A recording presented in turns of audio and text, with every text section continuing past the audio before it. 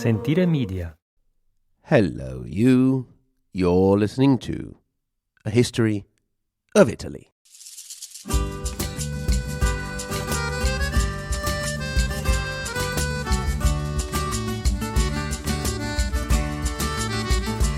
Episode 135.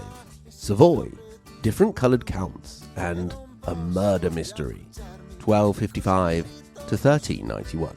Lasci colli nelle valli, tra due salici piangenti, io ritrovo la speranza di un amore che ormai fu.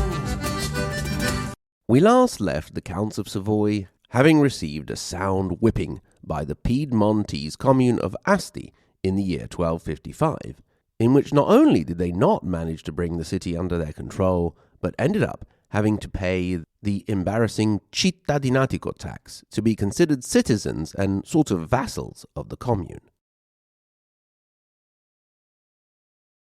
The head of the house at the time was a certain Boniface. After him, the line shifted a bit from nephew to uncle to brother to nephew to son to brother, before straightening out again from father to son for a bit more time. But I won't put that in the test, don't worry. In this time, the dynasty managed to continue with the slow expansion and consolidation of the family lands by a marriage here and a conquest there that we spoke about in the last episode, which was a winning strategy of the House of Savoy. In this period, we have a fifth Amedeo who managed to take the castle of Chambéry in modern-day France, which became the de facto capital of the dynasty for a bit. His time in power earned him the moniker the Great, but I'm pretty sure that didn't make it much further out of the dynasty itself. This brings us to the first really rounded character of the dynasty that has come down to us, Amedeo VI, also known as the Green Count. This is not due to the fact that he was often sick or anything. He participated in his first tournament just after being knighted at a very young age and did very well. On that occasion, a lot of the decorations around the tournament area were green, and from that day on, he decided that was going to be his colour. His cloak, his clothes, his horse's coverings, his tent, and so on. Everything had to be green for the Green Count. He was said to have a very strong personality and a thirst to prove himself in battle and in his administration. He was charismatic, always at the centre of attention, and also very passionate from a young age. He conceived his first child at the age of 15, the same child who 17 years later would accompany a 32-year-old count on crusade. He was really into all his chivalric stuff and founded not one but two knightly orders, that of the Swan and that of the Collar of Savoy. At the same time, he must have felt a bit guilty about smacking people with swords and lances so much, so he was also good at doing his penitence by feeding the poor and washing their feet and things like that. He did the usual good Savoy job of marrying well to Bona of Bourbon, and he also did a good job with his sister Blanche of Savoy, whom he married to Gian Galeazzo Visconti, the first Duke of Milan, who ended up mostly ignoring the poor wife in favour of his mistress. When those same naughty Visconti started to get too close for comfort by threatening Asti, it was Amedeo the Green Count who intervened to push them back in 1372. This greatly increased his prestige in Italy after making a name for himself on the European scene, in particular participating in a crusade against the Turks in 1365. In 1382, just a year before his death, he managed to expand the holdings of Savoy down to Cuneo, halfway between Turin and Nice, which would eventually mean access to the sea. The Green Count died on the 1st of March, 1383, of plague on his way down to put his 2 cents into the issue of the succession to the throne of Naples, having sided with the French Anjou versus the Durazzo Anjou in exchange for French lands in southern Piedmont. His son, another Amedeo VII, then took over. In this case, the apple did not fall very far from the tree, with the son having a lot of the character traits of the father and even getting in on the whole coloured count business. Obviously, he wanted to distinguish himself, so instead of going for green, he went for red. He also continued the family tradition of cautious expansion, managing to incorporate the county of Nice in 1388 and obtaining the important access to the sea. This would be important also for the future, since one of Italy's most illustrious generals would be born in Nice centuries later, Giuseppe Garibaldi. For now, the Savoy had their access to a port and went about straight away consolidating the narrow strip of land to get there at the expense of the Marquis of Saluzzo and Monferrato, as always. The Red Count also married well, like his father, and like his father, he married a woman by the name of Bona, this time of Berry. However, the Red Count did not get to go very far because on the 1st of December 1391, at the age of only 30, he died in Chambéry. This gave rise to the first murder mystery in the history of the dynasty.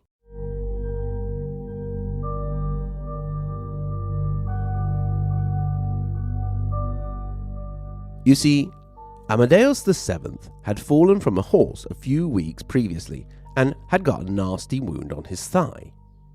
It could simply have been a question of this wound never properly healing, getting infected and killing the Count, perhaps due to a tetanus infection.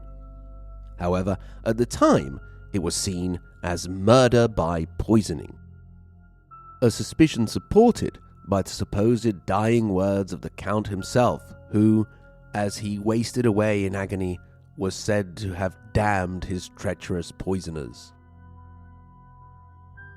So, if I have paid any attention to the various TV crime shows, the first thing we need to look for is a motive.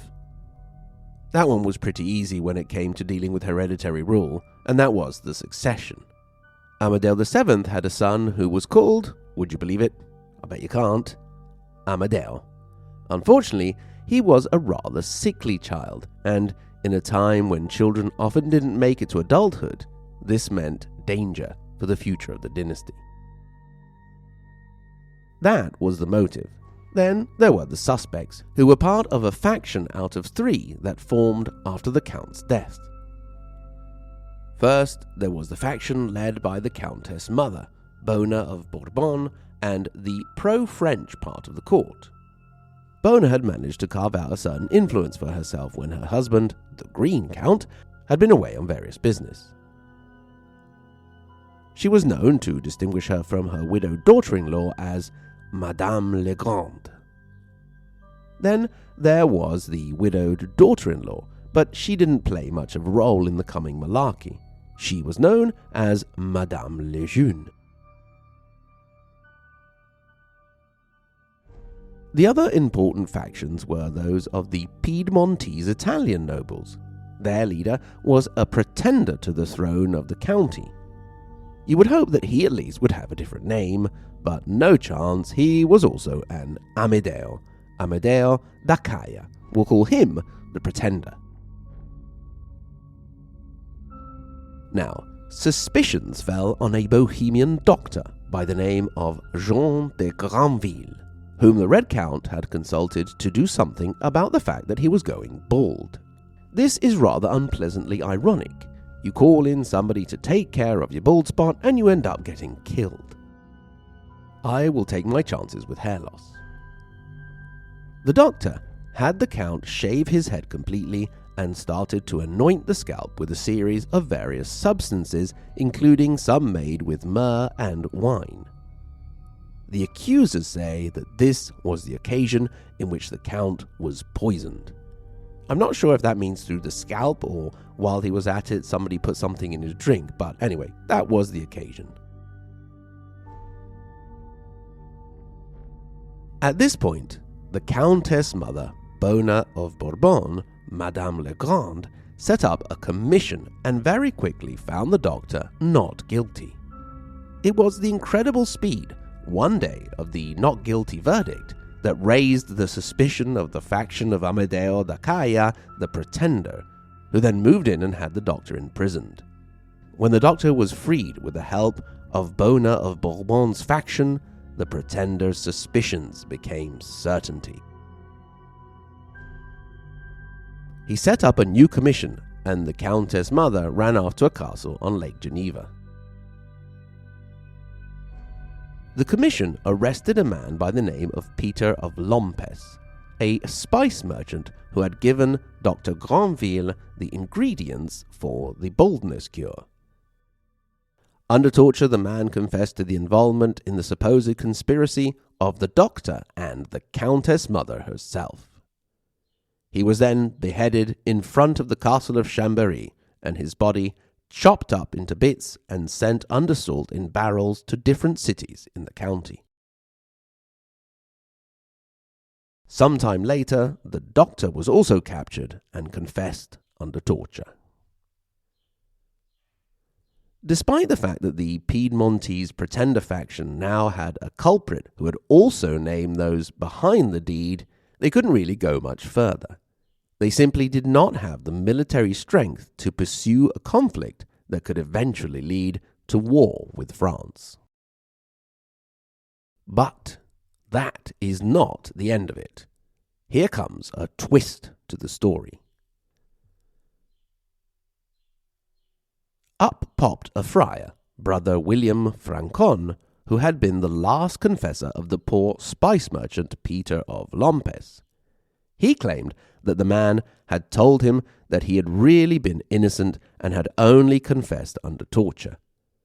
What's more, the friar, having been present at the execution, claimed that a group of armed men had been placed around the area where the chopping block was to make a lot of noise, thus drowning out Peter's possible last words. At this point, a new trial was set up in which Peter was posthumously declared innocent and his bits were collected from the various locations they had been sent to and were stuck back together. I wonder who had that job, and he was buried with dignity. A lot of good that did him. That also was not all. There is an interesting epilogue to the mystery. One of the possible conspirators, a certain Odo of Granson, came back to his lands to find a young upstart knight trying to take over by accusing him of the old crime of the murder of the Red Count. The young knight challenged Odo to trial by duel, meaning that they would fight it out and God would grant victory to the one who was telling the truth.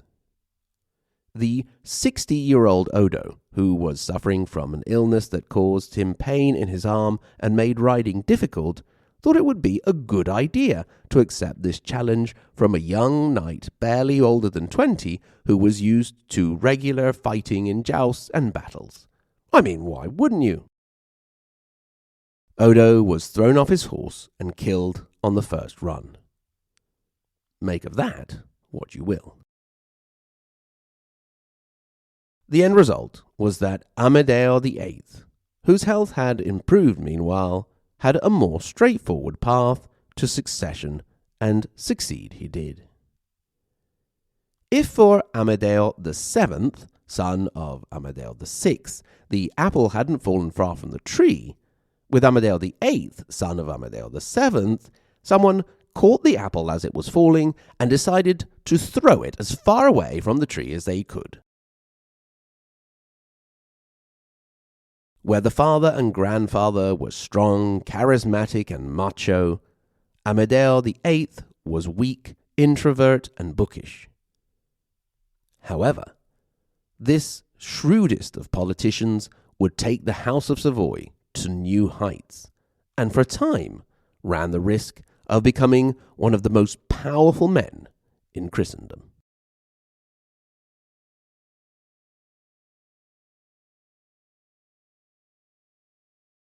Grazie, thank you so much for listening, And in particular, I'd like to thank, as always, my lovely Patreon supporters, starting from the second half of the Margherita Hack and Galileo Galilei level, and that is Juan Diego, Julia G, Mary T, Old John in Milwaukee, Brewers not doing so well, John, at the moment, let's hope they improve, Orlando D, Kevin, Mark P, Marxist Leninist Sicilian, Mela, Michus Porchus, Mike M, Neville, Niels, Paradise, Patrizia Kappa, Philip B, Roberta D, Rod L, Rodney N, Rudy F, Scott, Sean, Shelby, Stephen, Tap Dance Down Under, and TO5, and the Tippy Top, Maria Montessori, and Dante Alighieri Level, Paolo, Lisa K, Andrew M, Peter W, Kevin O, David L, Renat,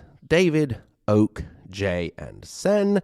And now that things are opening up again and we can travel, I'm going to start with the thank you videos for the top patrons.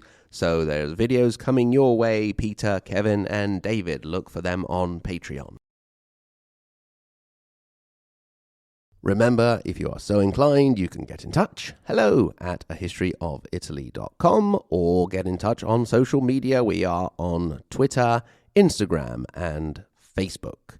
On our website, ahistoryofitaly.com, you can go to the support page and become a Patreon supporter of the show and get access to extra content and also advert-free episodes. Once again, thank you very much for listening, and until next time, arrivederci.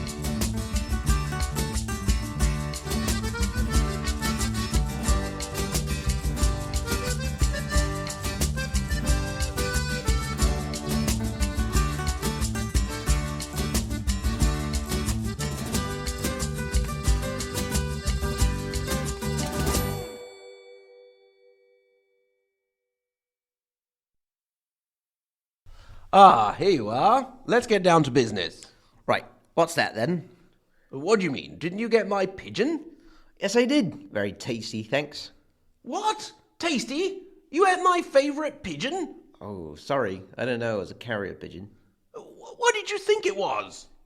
Lunch? Oh, never mind.